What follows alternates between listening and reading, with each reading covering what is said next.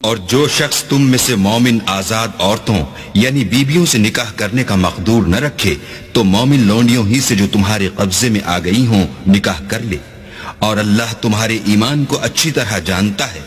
تم آپس میں ایک دوسرے کے ہم جنس ہو تو ان لونڈیوں کے ساتھ ان کے مالکوں سے اجازت حاصل کر کے نکاح کر لو، اور دستور کے مطابق ان کا مہر بھی ادا کر دو، بشرطے کہ عفیفہ ہوں، نہ ایسی کہ کھلم کھلا بدکاری کریں اور نہ در پردہ دوستی کرنا چاہیں۔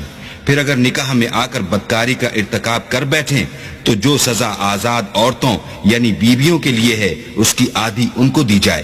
یہ لونڈی کے ساتھ نکاح کرنے کی اجازت اس شخص کو ہے جسے گناہ کر بیٹھنے کا اندیشہ ہو، اور اگر صبر کرو تو یہ تمہارے لیے بہت اچھا ہے، اور اللہ بخشنے والا مہربان ہے۔ اللہ چاہتا ہے کہ اپنی آیتیں تم سے کھول کھول کر بیان فرمائے اور تم کو اگلے لوگوں کے طریقے بتائے اور تم پر مہربانی کرے، اور اللہ جاننے والا اور حکمت والا ہے۔ اور اللہ تو چاہتا ہے کہ تم پر مہربانی کرے، اور جو لوگ اپنی خواہشوں کے پیچھے چلتے ہیں وہ چاہتے ہیں کہ تم سیدھے رستے سے بھٹک کر دور جا پڑو۔